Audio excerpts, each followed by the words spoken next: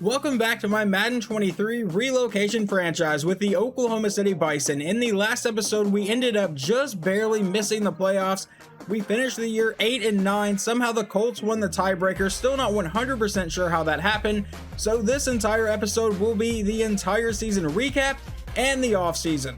If you would like to see the playoff bracket, here it is for this season. The Raiders are the 1 seed on the AFC side and the Buccaneers are the 1 seed on the NFC side.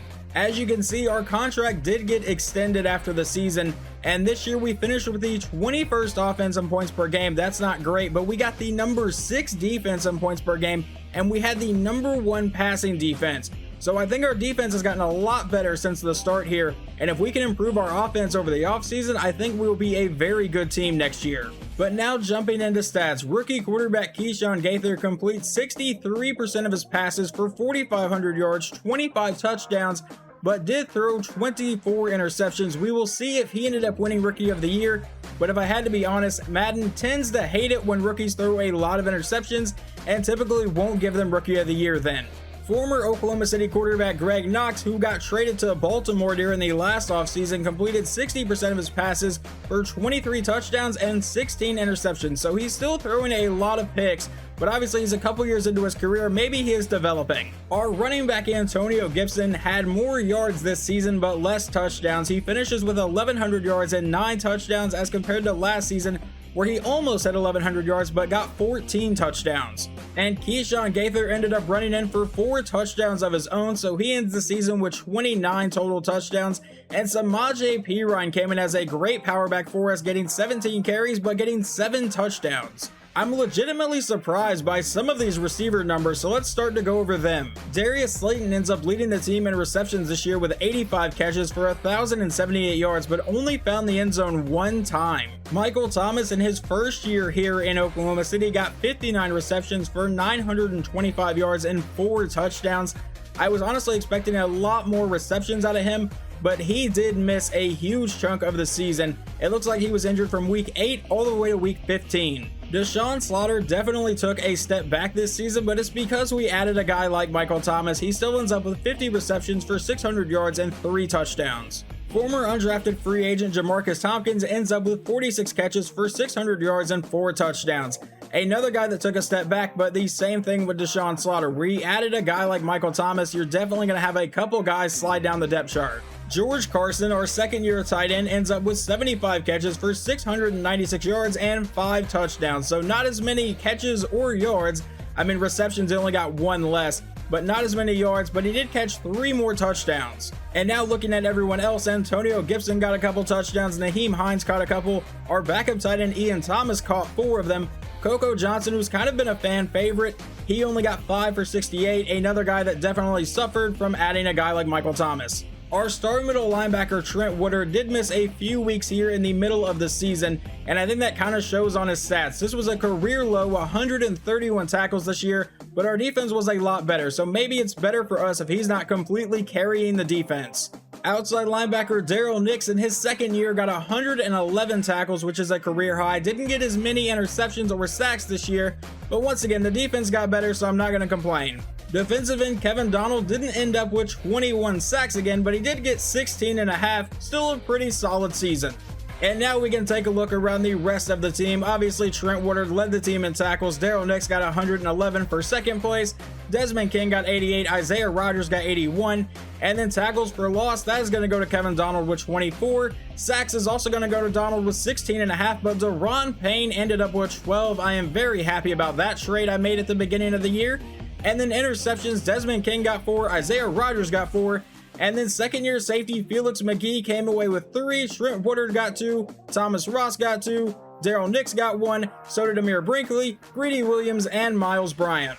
If there is a better kicker available in free agency, I will probably look to bring them on because Jake Elliott went 30 for 38 for 78%, and I know that CPU likes to bring them on for 60-yard field goals and stuff like that, but Jake Elliott was missing 53, 55, stuff like that, and we really can't afford that whenever we don't have a terrific offense.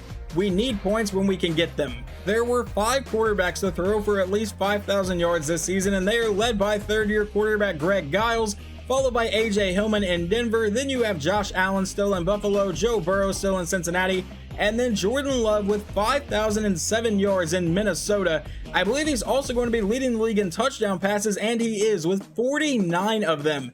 Interceptions, I have a bad feeling is going to be Keyshawn Gaither. It is actually going to be Adam Stringer, the quarterback for Carolina. Keyshawn Gaither comes in second. I will take that. Now let's see who the most accurate quarterback was that actually threw a bit of passes here.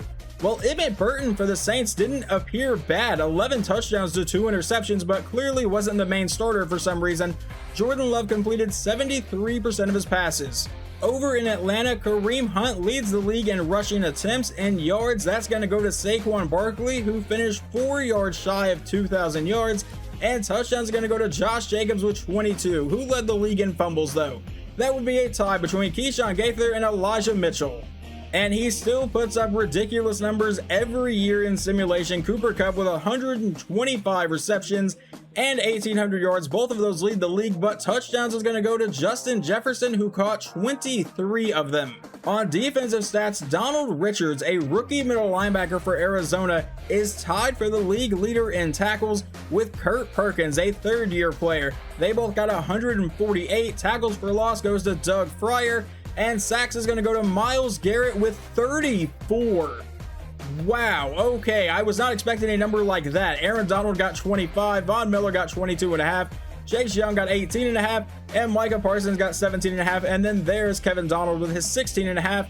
And interception is going to go to Jair Alexander with 8, and Fred Warner got 6 for second place. Jake Elliott attempted the most field goals by far this season, so maybe I shouldn't be complaining about his field goal percentage too bad, because he attempted 38 of them. Second place was Cameron Dicker in Dallas with 24, and Nick Jamison, a rookie in Kansas City. And for the most makes, that also goes to Jake Elliott, but once again, way more attempts than anybody. He made 30. Justin Tucker made 21 of 22. And who was the most accurate kicker this year? That is going to go to Will Lutz, who made 14 of 14. And then if you go over 20 attempts, it goes to Justin Tucker with 95%. Now let's take a look at this season's Pro Bowl roster. Our quarterback does not make it. He might have made it had he not thrown so many interceptions. None of our running backs get in. We don't even have a fullback on the roster. Do any of our receivers get in here? Absolutely not. What about tight end? No, George Carson does not get in. I highly doubt any of our offensive linemen are going to get in here, so we'll just continue scrolling. Kevin Donald does get in as the starting left end, which is pretty good. And then right end, obviously Myles Garrett's going to get in with 34 sacks. And we get anyone else on defense? So far, I'm not seeing anybody. And so the only one left would possibly be Jake Elliott here at kicker. So we get 2 players in, Kevin Donald and Jake Elliott. Here is how the playoffs went this season. The Indianapolis Colts ended up getting bounced in the wild card round against Kansas City.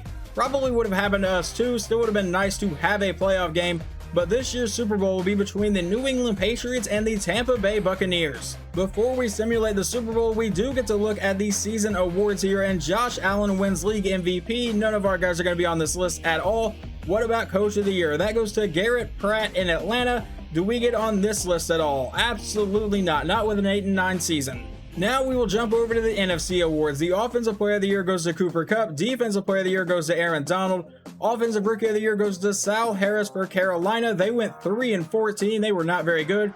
Defensive Rookie of the Year goes to Donald Richards. I believe that was the middle linebacker that led the league in tackles, so not really much of a shock. Best quarterback goes to Jordan Love. Best running back is Saquon Barkley. Best wide receiver is Cooper Kupp. Best offensive lineman is Zach Martin. Best defensive lineman is Aaron Donald. Best linebacker goes to Micah Parsons.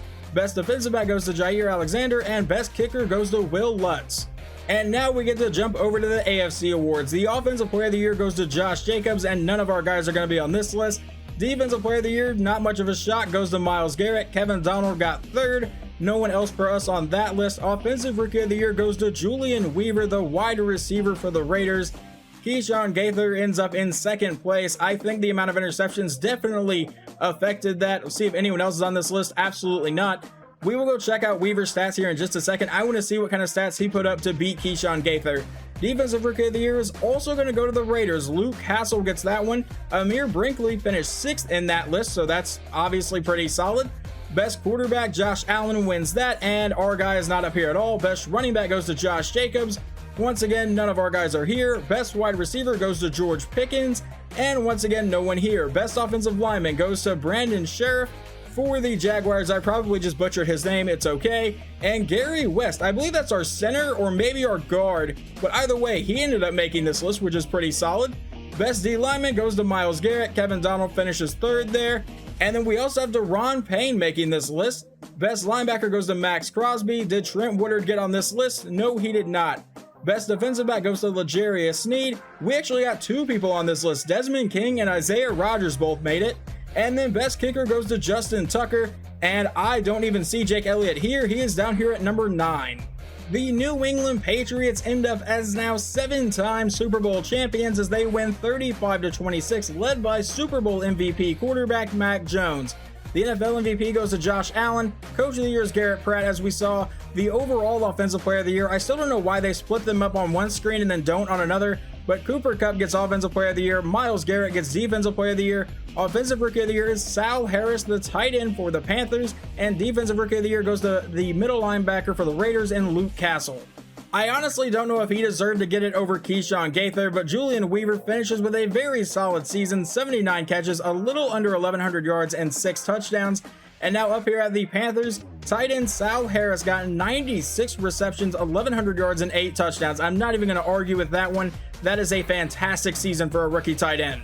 We can now jump into the really fun part of this video. We get to finally go into the offseason. We start with $216 million in cap space and 22 players ready to negotiate. I honestly don't know how many of these guys are going to be coming back, so let's go ahead and see. Let's go over these 22 players because I am not going to be bringing any of them back. Some of them are obvious, like Javon Hargrave and Desmond King here, who both have no re-sign interest whatsoever. Naheem Hines has a lot of interest, but I'm going to see if there is a better option in free agency. Defensive end Yannick Ngakoue, same thing. Same with Miles Bryant and Derek Nottie. The first player I really want to discuss, though, is wide receiver Jamarcus Tompkins. He is currently a 77 overall, and the reason I'm not going to be bringing him back right now is I feel like it would be more realistic that he would go test out free agency. Right now, he is the wide receiver 4 on our depth chart. Maybe someone can offer him to be the wide receiver 3 or possibly wide receiver 2. The next one up is safety Ryan Neal, just a 72 overall, has some interest in coming back. We will bring him back if absolutely necessary. Wide receiver Coco Johnson currently has no interest in coming back. Don't really blame him. He did not play much last year. Vince Sawyer also has no interest. Jake Elliott, I'm going to see if there's a better option. He also has lower interest. Greedy Williams has no interest. Samaje Perine has pretty low interest. DJ Humphries has really low interest. Tristan Hill, no interest whatsoever. Deion Jones, very low interest. Outside linebacker Arden Key, no interest. Wide receiver John Mims, who was an undrafted free agent, has no interest. Darrell Williams, very low interest. And then Eric Stevenson, a 68 overall. We're going to see if there is a better option in free agency. Same with running back JJ Howard. Free agency in the past in this series has always had some restrictions. Well, this year we have absolutely no restrictions. We're going to be signing the best players to help this team. We barely missed the playoffs. We have a young superstar X-Factor quarterback. I feel like there would be a lot of interest in coming here. Before we jump into free agency though, I want to go over the team and figure out exactly where I need to get some help. We are starting at quarterback, obviously. Keyshawn Gaither is an 81 overall. I don't need to be bringing in any new starting quarterbacks. Maybe a backup to compete with Donnie Westerman, but as of right now, he's doing fine. At running back, we still have Antonio Gibson, who is currently an 86 overall. I will be looking for a backup running back here and possibly a new power back. Samaje Perine did really well for us last season, and we'll see if he has any interest from other teams or if we can get him back or if there is an even better power back in free agency. At wide receiver, I don't feel like we have that bona fide #1 stud wide receiver, which is really what I'm going to be looking for in free agency and the draft. And it looks like Michael Thomas has actually regressed a little bit here. He's down to an 82 overall. Let's see how much he actually lost. Progression history. He lost 1 to medium route and catching and agility, short route, juke move, awareness, and spectacular catching. Lost 2 to medium route, 2 to catch in traffic, 1 to acceleration, 2 to release, and another 2 to catch in traffic. So he lost 4 to catch in traffic. That is not exactly great. We may look to trade Michael Thomas if we can. I feel like right now we are pretty good at tight end. We have an 83 overall in George Carson, backed up by Ian Thomas, who has played well when he needed to come in. We may look for a 3rd string tight end, but that's going to be after the draft in free agency to see if we can just add a little bit of depth. With the offensive line, I'm planning to be a little bit aggressive. We have Jabari Booth, who's coming off his rookie season as a 79 overall.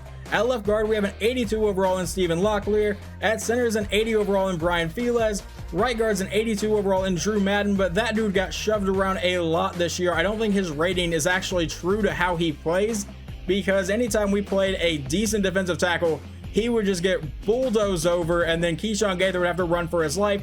And at right tackle, we have an 82 overall Byron Conway. At left end, we're clearly set with Kevin Donald, backed up by Trayvon Kerr. A 95 overall for Donald is obviously very good. At right end, we currently have no one on the roster, so we'll definitely look at that. And at defensive tackle, we have Deron Payne and Kai Minor. We will definitely be looking to add more defensive tackles to line up on the other side of Deron Payne. The left outside linebacker spot is probably our weakest spot along the linebacking unit. Carl Tiller at a 76 overall. Then at middle linebacker, we have an 84 overall in Trent Woodard. We clearly need some backups there, but he is a superstar depth trait. And then at right outside linebacker, we have Daryl Nix, who is also a superstar depth trait. Also need a few backups. Defensive back is definitely going to be a position of interest here. We have Isaiah Rodgers, who's currently an 86, and Thomas Ross, who's an 81. Then we have Taquan Barnett, who's currently a 73. I'm actually curious how boosted these guys are right now. Actually, not too much, only up by 1 point. So Isaiah Rodgers is usually okay. He's usually an 83 overall. He's currently got +3 to his overall. Definitely gonna look at corner. And then at free safety, we have a 79 overall in a superstar depth trait, Felix McGee. I believe that is new. And then at strong safety, we have an 81 overall in Amir Brinkley going into his second year. And now we officially get to jump into free agency. Let's see if there's anyone that's super highly rated. There is George Pickens, who has not a ton of interest in coming here, but would be a huge addition. Ezekiel Elliott still an 89 overall. Tyler Lockett's an 87. Kenny Moore is here. Alvin Kamara is here. Kadarius Toney. Not a lot of interest in us right now, but let me go through this and try to get some help. While looking through all of the free agents here, sadly there are not any top tier offensive linemen. There's not a lot of top tier talent that really we stand a shot in getting. I know you saw George Pickens. I don't think we really have a shot to outbid all of the teams that are going for him, but we are going to go after defensive tackle Grover Stewart, middle linebacker Devin Lloyd, defensive back Rocky Sin, wide receiver Quez Watkins, and running back Samaje Perine here in the first stage. See if any of them have signed, and we get Stewart and Quez Watkins. We are still going after Devin Lloyd, Rocky Sin, who now has way more offers, and Samaje Perine is still here. Now here in round 2, we are going after defensive backs Ron Johnson, middle linebacker Devin Lloyd. I've upped his offer a little bit. Defensive back Rocky Sin is still here. Defensive end Zach Seiler, because I can't find a better right end, so if we have to, we'll play Seiler on the other side. And then running back Samaje Perine is still here. And let's see, everyone's gone except Perine. We land Johnson, we land Rocky Sin, we land Seiler, and we land Quez Watkins. We just don't land our middle linebacker. And let's see if there is anyone, or let's see who actually signed him, is what I was trying to say. And I believe he is gone to the Chargers. Yeah, okay. In the next stage, we would add middle linebacker Cody Barton and kicker Riley Patterson. So far, here is everyone we have signed. And the only player we are still waiting on is Samaje Perine, who now has interest from New England. And I'm not really willing to play this game with Samaje Perine. He was pretty good for us last season, but we're going to go ahead and withdraw our contract offer. Now I'm just offering contracts to backup offensive linemen because we tend to get some offensive line injuries, and I feel like our depth is pretty bad. So that's why I'm trying to bring in all of these guys that are like mid 70 overall. Now let's see if I landed all 5 of them. We got left tackle Andre Dillard. We got both of the left guards that I wanted. I did not offer a contract to a center. Right guard, we landed Royce Newman, and at right tackle, we landed Rob Havenstein. The next 2 players I am adding here are right end Yannick Ngakoue and right end Michael Clemens. That is going to end our free agency adventure. Sadly, I couldn't add any like top tier offensive linemen like I was looking for, or a like bona fide wide receiver 1, but I still feel like we added some solid players. However, Quez Watkins will not be playing his normal position. We're going to move him over to running back. He will be the one to replace Naheem Hines most likely. So first we need to change his number because I don't really like a running back wearing number 11. And then we'll move him over to halfback and we will save changes. Let's see what that makes his overall. He was like a 78, 79 overall, and he is now an 84 overall running back. So I think he's going to be a pretty solid backup to Antonio Gibson and a pretty good third down back. Let's see where all of the top free agents ended up going. George Pickens is now headed to San Francisco. Ezekiel Elliott is a Packer.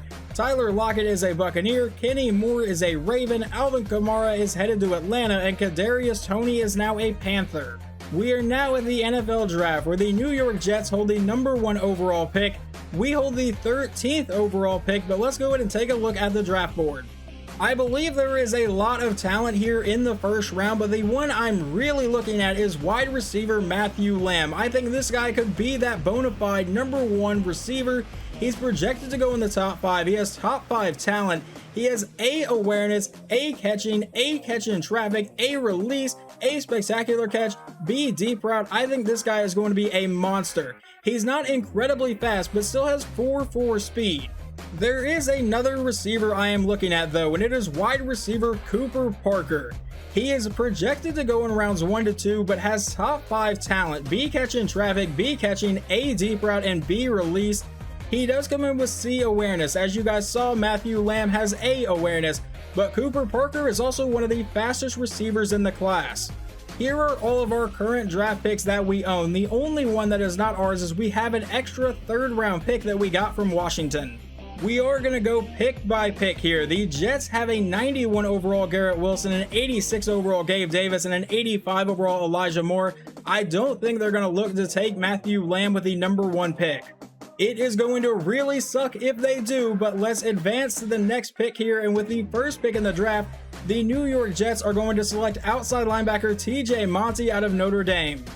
The Panthers receiving room looks really stacked here because they added Kadarius Toney in free agency, but the final mock draft that I don't think I actually showed, I think I forgot to show it, actually had the Panthers taking Matthew Lamb, so that's what scares me a little bit here. So we have officially made a trade with the Carolina Panthers. We are sending our 1st round pick and our 2nd round pick along with center Chris Lovato. He will immediately be a starter on their team. It was their 2nd biggest need aside from quarterback. And outside of Keyshawn Gaither, we don't have any quarterbacks that would actually work in a trade. Donnie Westerman's only like a 64 overall. But in return, we get a number 2 pick and we get their 3rd round pick. And obviously, with that number 2 pick in the draft, we're going to take wide receiver Matthew Lamb out of Ohio State, and he will be a hidden dev trade. Now, just because I made that pick, don't count out us drafting wide receiver Cooper Parker as well. We're obviously not going to trade up to the 3rd pick in the draft to do it. We're going to see if he falls a little bit.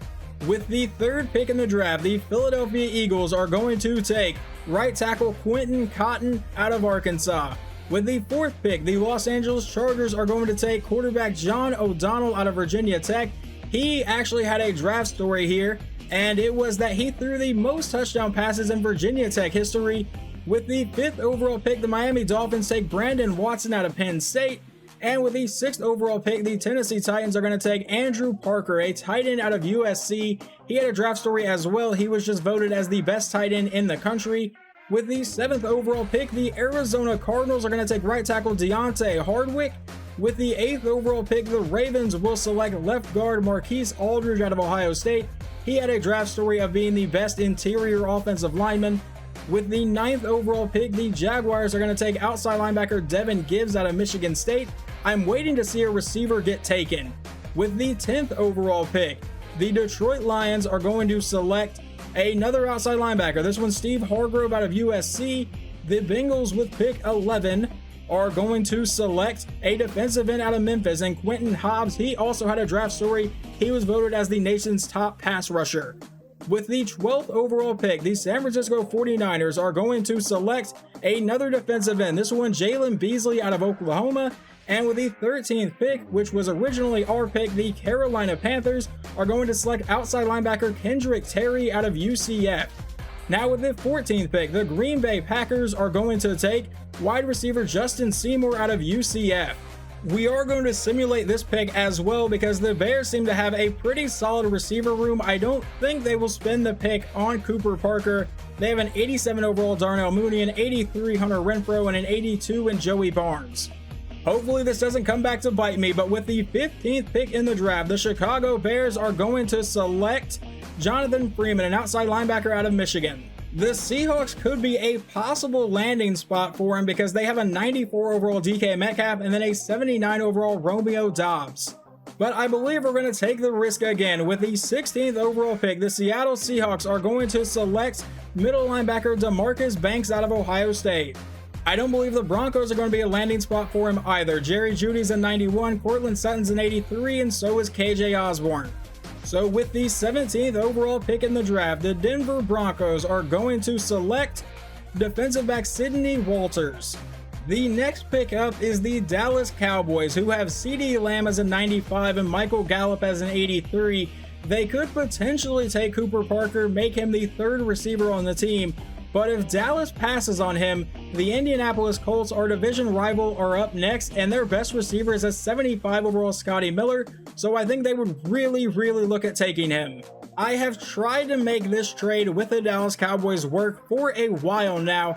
I'm trying to send them Michael Thomas, but Dallas has no cap space whatsoever, and we don't have a second round pick this year or another first round pick to trade them, so I don't think I can realistically trade up with the Dallas Cowboys here. If we take away Michael Thomas, they only have $30,000 in cap space, so I guess we're just going to send past this pick and the Colts pick, and hopefully they don't take him, because I don't think it would be very realistic to trade up with Indianapolis. So let's go ahead and do this. With pick 18, the Dallas Cowboys are going to select defensive back Matthew Jones out of California, and with pick 19, the Colts are going to select defensive tackle Javier Stewart out of Louisville.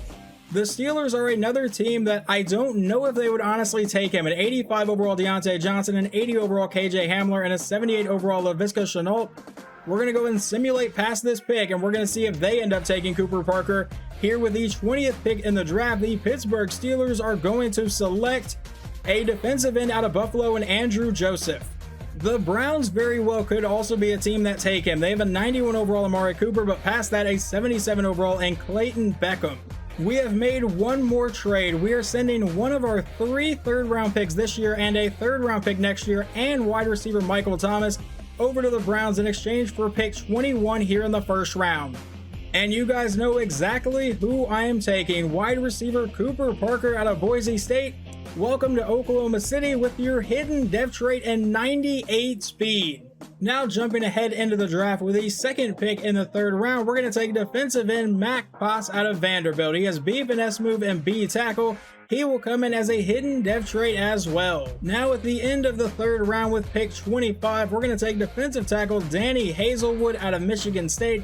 C block shedding, C finesse move, and C tackle aren't great, but he is the strongest defensive tackle in the class, and he also comes in with A play rec, so we're going to go ahead and take him, and he will be another hidden depth trait for us. Now in the fourth round with pick 13, I'm going to take middle linebacker Frank Newsome out of LSU. He has C pursuit and C tackle, the fastest middle linebacker in his class here, and comes in with B awareness. Not great play rec, but hopefully he can improve upon that. We'll bring in Newsome, and he will be our first normal depth trait of the class. In the fifth round now with pick 13, I'm going to take center Spencer Sands out of Ole Miss. He has B impact block, the strongest center in the class here, and will come in with a normal depth trait. The next 2 players I'm going to select are both going to be projected to be undrafted, but we're now in the 6th round. We're going to take outside linebacker Nolan Bernard. He has B pursuit and B tackle, C to F awareness, which isn't great, but does have C play rec, and this could be a horrible pick, I'm not going to lie, but we're going to take the risk anyway,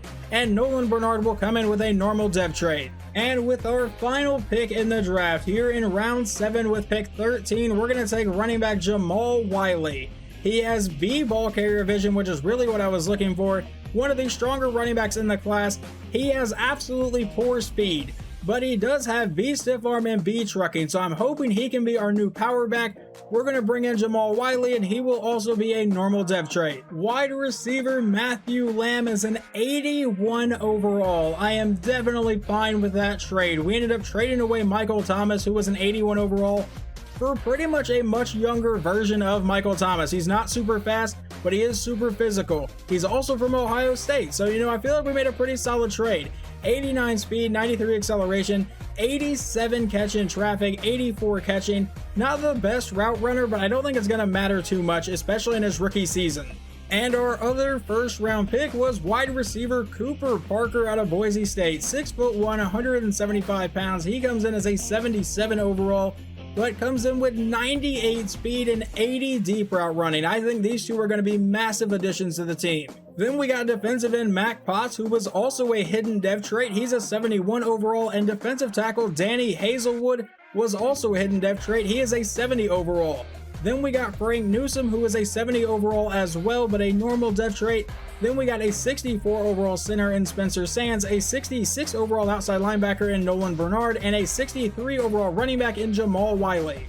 Now let's see how the defending divisional champs did in their draft. The Indianapolis Colts got a 77 overall defensive tackle, a 70 overall running back, a 66 overall safety, a 67 overall corner, a 66 overall safety again, a 66 overall outside linebacker, and a 66 overall defensive end. The Jaguars ended up with the 9th overall pick in the draft, and they got a 79 overall outside linebacker, a 75 overall running back in the second round, a 68 overall receiver in the third round, a 71 overall defensive end, a 68 overall safety, a 67 outside linebacker, a 69 wide receiver, and a 63 quarterback. And wide receiver Bernie Dent did have a draft story, and I didn't really understand it. It said his mom was like a super fast swimmer. That was his draft story. I had no idea to mark that as good or bad, and I'm going to assume I can mark it as bad. And finally, the Tennessee Titans ended up with a 73 overall tight end, a 73 overall safety, a 63 overall defensive tackle, a 66 overall tight end, a 68 overall left tackle, a 66 overall guard, a 63 overall defensive tackle, and a 66 overall corner. Let's see how the top 10 picks played out, and then we will see what the top players in the draft are. TJ Monty went number 1 overall, he's a 76, and then we got Matthew Lamb. The Eagles took a 73 overall right tackle, the Chargers took a 73 overall quarterback, the Dolphins took a 76 overall quarterback with the very next pick, and then the Titans got a 73 overall tight end, the Cardinals got a 75 overall tackle, and then the Ravens got a 73 overall guard, a 79 overall outside linebacker goes to Jacksonville with the 9th pick, and then with the 10th pick, the Lions took a 75 overall. Now, who is the top player in the draft? It will be wide receiver Matthew Lamb. That is going to wrap up this offseason though. In the next video, we will take care of the entire preseason and we will get to see our brand new receivers in action. Hopefully you guys enjoyed this video, and I will talk to you next time.